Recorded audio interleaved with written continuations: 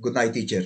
My name is Jorge Edgar Diaz Baron, Tax 5, course English B2. Questions. 1. How has technology changed human life in your community?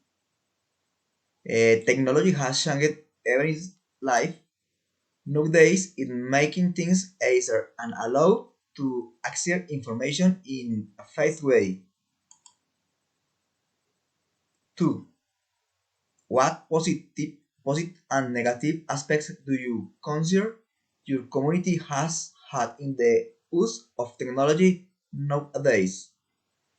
Aspect positives. Quick information. Communication with all types of people. Work at home. Virtual study. Aspect negative. The human being has become dependent of the internet, a slave to the computer.